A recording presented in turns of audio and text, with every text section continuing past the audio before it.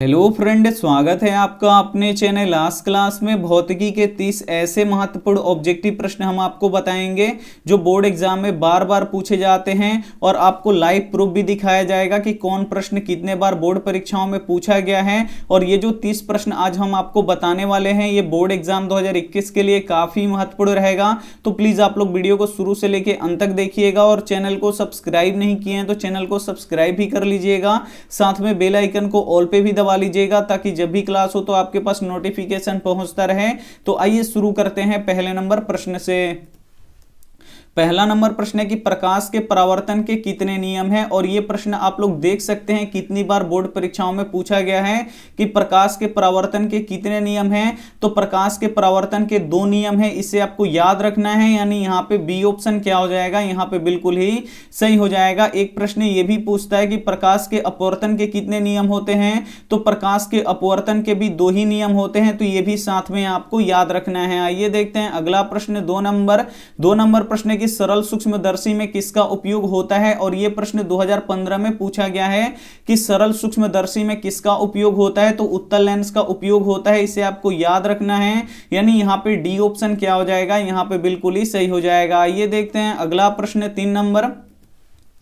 3 number प्रश्न है कि किसी माध्यम का अपवर्तनांक का मान होता है। और यह प्रश्न 2015 और 2019 में पूछा गया है कि किसी माध्यम का अपवर्तनांक का मान होता है तो कितना होता है। तो यह होता है sin i बट्टा sin r होता है, इसे आपको याद रखना है, जिसे हम लोग स्नेल का भी नियम बोलते हैं। यानी यहाँ पे ए ऑप्शन क्या हो जाएगा, यहाँ पे बिल्कुल ही सही हो जाएगा। ये देखते हैं अगला प्रश्न 4 नंबर प्रश्न की अवतल लेंस का आवर्धन m बराबर होता है। और यह प्रश्न 2013 और 2020 में पूछा गया है कि अवतल लेंस का आवर्धन m बराबर होता है। तो m किसके बराबर होता है, तो ये v बटा u के क्या होता है, बराबर होता है। यानी यहाँ पे डी ऑप्शन क्या हो जाएगा, यहाँ पे बिल्कुल ही सही हो जाएगा। काफी महत्वपूर्ण प्रश्न है, तो एक भी प्रश्न आप स्किप मत कीजिएगा। वीडियो को प्लीज आप लोग शुरू से लेकर अंत तक देखिएगा और इसमें से जो भी प्रश्न आपको याद नहीं है तो प्लीज आप लोग उसे नोटबुक पे लिख के जरूर याद कर लीजिएगा। आइए देखते हैं अगला प्रश्न 5 नंबर प्रश्न काफी महत्वपूर्ण है कि निम्न में से कौन सा पदार्थ लेंस बनाने के लिए प्रयुक्त नहीं किया जा सकता। काफी महत्वपूर्ण प्रश्न है और यह प्रश्न 2012 और 2017 में पूछा गया है कि निम्न में से कौन सा पदार्थ लेंस बनाने के लिए प्रयुक्त नहीं किया जा सकता। तो मिट्टी का प्रयोग नहीं कर सकते हम लोग, यानी यहाँ पे डी ऑप्शन क्या हो जाएगा, यहाँ पे बिल्कुल ही सही हो जाएगा। ये देखते हैं अगला प्रश्न 6 नंबर प्रश्न है कि समतल दर्पण द्वारा बना प्रतिबिंब हमेशा कैसा होता है, ये आपको बताना है। और ये प्रश्न यहाँ पे देखिए 2015 में और 2016 में पूछा गया है कि समतल दर्पण द्वारा बना प्रतिबिंब हमेशा कैसा होता है। तो ये हमेशा काल्पनिक होता है, इसे आपको याद रखना है। यानी यहाँ पे बी ऑप्शन क्या हो जाएगा, यहाँ पे बिल्कुल ही सही हो जाएगा। ये देखते हैं अगला प्रश्न 7 नंबर प्रश्न काफी महत्वपूर्ण है कि हजामत बनाने के लिए प्रयोग किया जाता है। यहाँ पे आपको बताना है कि हजामत बनाने के लिए किस दर्पण का प्रयोग किया जाता है। और ये प्रश्न 2015 में और 2016 में पूछा गया है कि हजामत बनाने के लिए प्रयोग किया जाता है तो किस दर्पण का प्रयोग किया जाता है। तो अवतल दर्पण का प्रयोग किया जाता है, इसे आपको याद रखना है। यानी यहाँ पे बी ऑप्शन क्या हो जाएगा, यहाँ पे बिल्कुल ही सही हो जाएगा। ये देखते हैं अगला प्रश्न 8 नंबर प्रश्न की वाहनों के साइड मिरर में किस दर्पण का प्रयोग किया जाता है। यानी यहाँ पे आपको बताना है कि वाहनों के जो साइड मिरर होते हैं उसमें किस दर्पण का प्रयोग किया जाता है। तो उत्तल दर्पण का प्रयोग किया जाता है, इसे आपको याद रखना है। यानी यहाँ पे सी ऑप्शन क्या हो जाएगा, यहाँ पे बिल्कुल ही सही हो जाएगा। ये देखते हैं अगला प्रश्न यहाँ पे 9 नंबर भी प्रश्न काफी महत्वपूर्ण है कि सामान्य आंख के लिए स्पष्ट दर्शन की न्यूनतम दूरी होती है। काफी महत्वपूर्ण प्रश्न है कि सामान्य आंख के लिए स्पष्ट दर्शन की न्यूनतम दूरी होती है तो कितनी होती है, तो 25 सेंटीमीटर होती है, इसे आपको याद रखना है। यानी यहाँ पे डी ऑप्शन क्या हो जाएगा, यहाँ पे बिल्कुल ही सही हो जाएगा। एक प्रश्न ये भी आता है कि दूर बिंदु कितना होता है, तो दूर बिंदु अनंत होता है, तो ये भी साथ में आपको याद रखना है। और ये प्रश्न 2012 और 2014 में पूछा गया है। आइए देखते हैं अगला प्रश्न 10 नंबर प्रश्न की मानव नेत्र वस्तु का प्रतिबिंब निम्न में से किस भाग पर बनाता है। काफी महत्वपूर्ण प्रश्न है और यह प्रश्न कब पूछा गया है, तो 2013 में और 2014 में यहाँ पे पूछा गया है कि मानव नेत्र वस्तु का प्रतिबिंब निम्न में से किस भाग पर बनाता है। तो रेटिना पर बनाता है, जिसे हम लोग दृष्टि पटल भी बोलते हैं। यानी यहाँ पे सी ऑप्शन क्या हो जाएगा, यहाँ पे बिल्कुल ही सही हो जाएगा। काफी महत्वपूर्ण 30 ऑब्जेक्टिव प्रश्न है, तो एक भी प्रश्न आप स्किप मत कीजिएगा। वीडियो को प्लीज आप लोग लोग शुरू से लेकर अंत तक देखिएगा। और ये जो 30 ऑब्जेक्टिव प्रश्न है ये बोर्ड एग्जाम 2021 के लिए काफी महत्वपूर्ण है। आइए देखते हैं अगला प्रश्न 11 नंबर।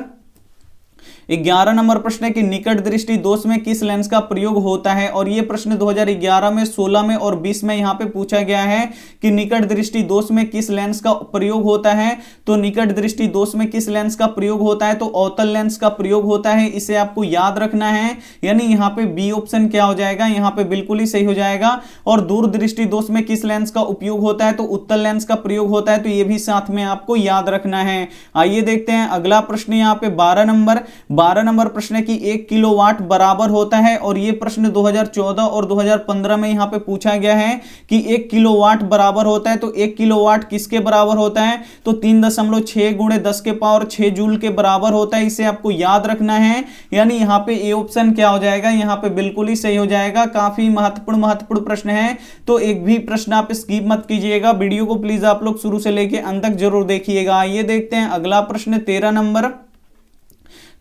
प्रश्न है कि धारा मापने के यंत्र को कहते हैं। काफी महत्वपूर्ण प्रश्न है और यह प्रश्न पूछा गया है 2012 में, 14 में, 15 में और यहां पे 17 में यह प्रश्न पूछा गया है कि धारा मापने के यंत्र को कहते हैं, क्या कहते हैं, तो आम मीटर कहते हैं। कहीं कहीं पे ए मीटर भी मिलता है, यानी यहां पे ए ऑप्शन क्या हो जाएगा, यहां पे बिल्कुल ही सही हो जाएगा।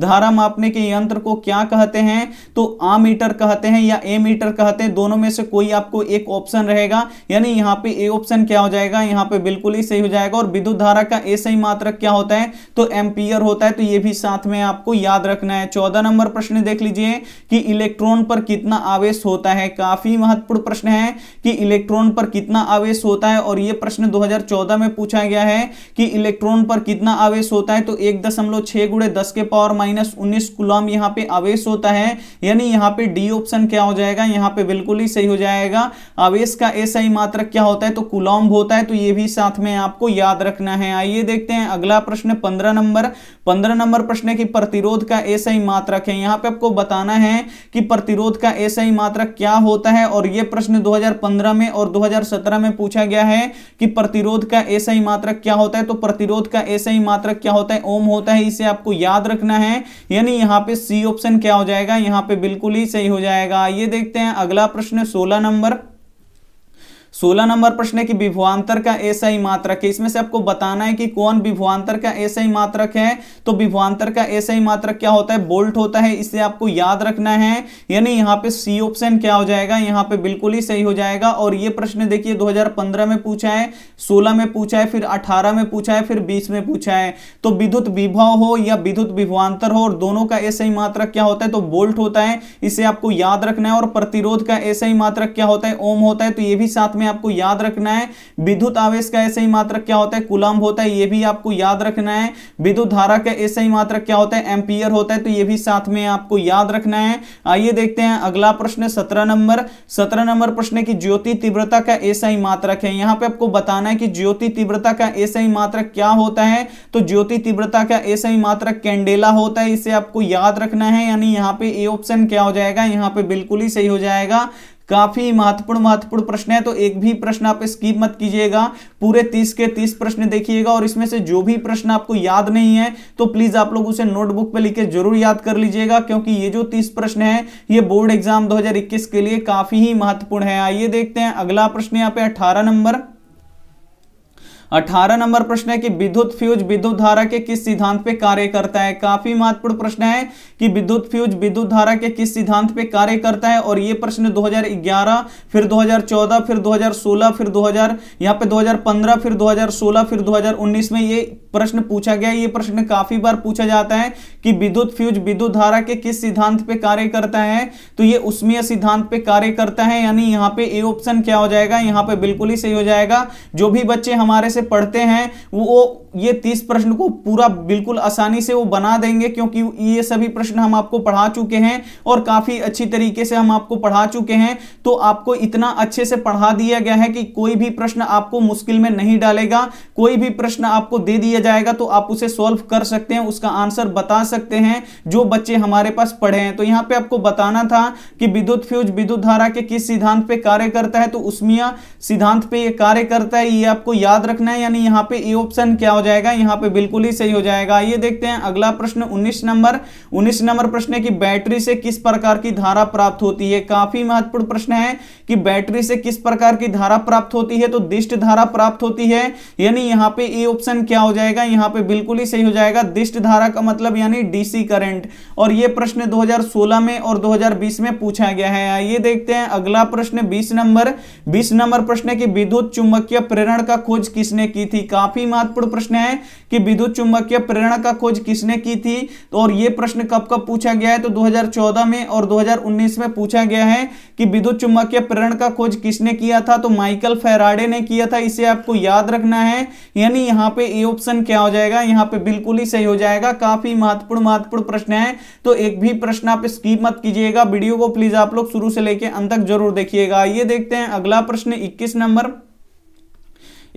प्रश्न है कि विद्युत धारा उत्पन्न करने की युक्ति को कहते हैं। काफी महत्वपूर्ण प्रश्न है और यह प्रश्न 2012, 2014 और 2019 में पूछा गया है कि विद्युत धारा उत्पन्न करने की युक्ति को क्या कहते हैं, तो जनित्र कहते हैं। इसे आपको याद रखना है, यानी यहाँ पे ए ऑप्शन क्या हो जाएगा, यहाँ पे बिल्कुल ही सही हो जाएगा। 22 नंबर प्रश्न देख लीजिए, लघु पतन के समय परिपथ में विद्युत धारा का मान कितना होता है, ये आपको बताना है। तो लघु पतन के समय परिपथ में विद्युत धारा का मान अत्यधिक बढ़ जाता है, यानी यहां पे सी ऑप्शन क्या हो जाएगा, यहां पे बिल्कुल ही सही हो जाएगा। और ये प्रश्न 2012 और 2018 में पूछा गया है। काफी महत्वपूर्ण प्रश्न है, तो एक भी प्रश्न आप स्किप मत कीजिएगा। वीडियो को प्लीज आप लोग शुरू से लेकर अंत तक जरूर देखिएगा। आइए देखते हैं अगला प्रश्न 23 नंबर प्रश्न की पवन विद्युत जनित्र में पवन की चाल कम से कम कितनी होनी चाहिए। यहाँ पे आपको बताना है कि पवन विद्युत जनित्र में पवन यानी हवा की चाल कम से कम कितना होना चाहिए, तो 15 किलोमीटर प्रति घंटा का चाल होना चाहिए हवा का। अगर इससे कम होगा तो ये जो पवन चक्की होता है वो नहीं चलता है। और ये प्रश्न 2014 और 2019 में पूछा गया है, तो इसे भी साथ में आपको याद रखना है। और ये भी साथ में आपको याद रखना है कि पवनों का देश किसे कहा जाता है, तो डेनमार्क को कहा जाता है, तो इसे भी साथ में आपको याद रखना है। 24 नंबर प्रश्न देखिए कि निम्न में से कौन बायोगैस ईंधन का स्रोत नहीं है। इसमें से आपको बताना है कि कौन बायोगैस ईंधन का स्रोत नहीं है। और यह प्रश्न कब पूछा गया है, तो 2011 में पूछा गया है। तो नाभिकीय ऊर्जा ये क्या है, बायोगैस ईंधन का स्रोत नहीं है, यानी यहां पे सी ऑप्शन क्या हो जाएगा, यहां पे बिल्कुल ही सही हो जाएगा। ये देखते हैं अगला प्रश्न 25 नंबर प्रश्न की सौर सेल बनाने के लिए किसका उपयोग किया जाता है। और यह प्रश्न 2019 और 2020 में पूछा गया है कि सौर सेल बनाने के लिए किसका उपयोग किया जाता है, तो सिलिकॉन का प्रयोग किया जाता है। इसे आपको याद रखना है, यानी यहाँ पे डी ऑप्शन क्या हो जाएगा, यहाँ पे बिल्कुल ही सही हो जाएगा। आइए देखते हैं अगला प्रश्न यहाँ पे 26 नंबर प्रश्न की विद्युत ऊर्जा का व्यापारिक मात्रक है। यहाँ पे आपको बताना है कि विद्युत ऊर्जा का व्यापारिक मात्रक क्या है, तो यूनिट होता है। इसे आपको याद रखना है। अगर यहाँ पे देखिए यूनिट नहीं दिया हो ऑप्शन में, तो ये होता है किलोवाट, तो ये भी आपको साथ में याद रखना है। अगर यूनिट देगा तो किलोवाट नहीं देगा, अगर किलोवाट घंटा नहीं देगा, अगर यहाँ पे किलोवाट घंटा देगा तो यूनिट नहीं देगा। तो यहाँ पे आपको बताना था कि विद्युत ऊर्जा का व्यापारिक मात्रक क्या होता है, तो यूनिट होता है, यानी यहाँ पे सी ऑप्शन क्या हो जाएगा, यहाँ पे बिल्कुल ही सही हो जाएगा। और ये प्रश्न 2019 में पूछा गया है। आइए देखते हैं अगला प्रश्न 27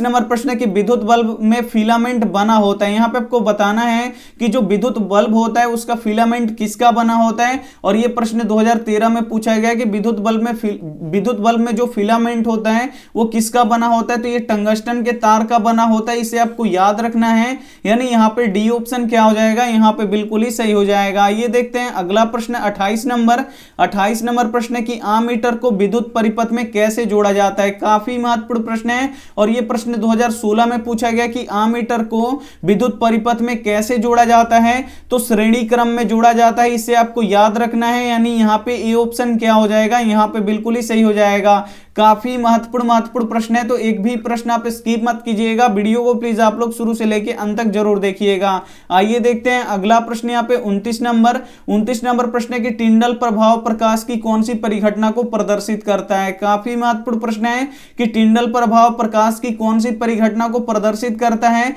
तो यह प्रकाश के प्रकीर्णन को प्रदर्शित करता है। इसे आपको याद रखना है, यानी यहाँ पे डी ऑप्शन क्या हो जाएगा, यहाँ पे बिल्कुल ही सही हो जाएगा। और यह प्रश्न 2019 में पूछा गया है। 31 नंबर प्रश्न देख लीजिए कि स्पेक्ट्रम प्राप्त करने के लिए किसका उपयोग होता है। काफी महत्वपूर्ण प्रश्न है और यह प्रश्न 2015 में पूछा गया कि स्पेक्ट्रम प्राप्त करने के लिए किसका उपयोग होता है, तो प्रिज्म का उपयोग होता है। इसे आपको याद रखना है, यानी यहां पे डी ऑप्शन क्या हो जाएगा, यहां पे बिल्कुल ही सही हो जाएगा। आइए देखते हैं अगला प्रश्न 31 नंबर प्रश्न की जो नेत्र निकट की वस्तु को साफ नहीं देख सकता उस नेत्र में होता है। काफी महत्वपूर्ण प्रश्न है कि जो नेत्र निकट की वस्तु को साफ नहीं देख सकता उस नेत्र में होता है। कौन सा दृष्टि दोष होता है, तो निकट की अगर वस्तु वो साफ नहीं देख सकता तो उसमें दूरदृष्टि दोष हुआ है, ये आपको याद रखना है। थोड़ा सा उल्टा होता है तो ये आपको यहाँ पे याद रखना है, यानी यहाँ पे ए ऑप्शन क्या हो जाएगा, यहाँ पे बिल्कुल ही सही हो जाएगा। तो ये थे हमारे 31 महत्वपूर्ण ऑब्जेक्टिव प्रश्न जो बोर्ड एग्जाम में बार बार पूछे जाते हैं। तो प्लीज इस 31 प्रश्न में से जो भी प्रश्न आपको याद नहीं है तो वो आप हमें क्या कर लीजिएगा, आप लोग याद कर लीजिएगा और 31 प्रश्न में से कितना सही हुआ होगा वो हमें कमेंट करके जरूर बताइएगा। अगर आप हमारे पास पढ़े हैं तो आपका 31 में से 31 सही होना चाहिए, क्योंकि सभी प्रश्न हम आपको पढ़ा चुके हैं। और यहाँ पे देखिए होमवर्क प्रश्न है, होमवर्क प्रश्न भी काफी अच्छा है कि क्रांति कोण का अपवर्तन कोण कितने डिग्री का होता है। ए ऑप्शन है 40 डिग्री, बी ऑप्शन है 90 डिग्री, सी ऑप्शन है 80 डिग्री, डी ऑप्शन है 60 डिग्री। तो जो भी ऑप्शन इसमें से सही लगे वो आप हमें क्या कर दीजिएगा, कमेंट कर दीजिएगा। आपके कमेंट का इंतजार रहेगा। वीडियो को लाइक नहीं किए तो प्लीज आप लोग वीडियो को लाइक भी कर दीजिएगा, अपने दोस्तों के पास इस वीडियो को जरूर शेयर कीजिएगा। चैनल को सब्सक्राइब नहीं किए तो चैनल को सब्सक्राइब करके साथ में बेल आइकन को ऑल पे दबा लीजिएगा, ताकि जब भी क्लास हो तो आपके पास नोटिफिकेशन पहुंचता रहे। थैंक यू फॉर वॉचिंग, मिलते हैं अगली वीडियो में। तब तक अपना ध्यान रखिए, मन लगा के पढ़ाई कीजिए। Take care and bye.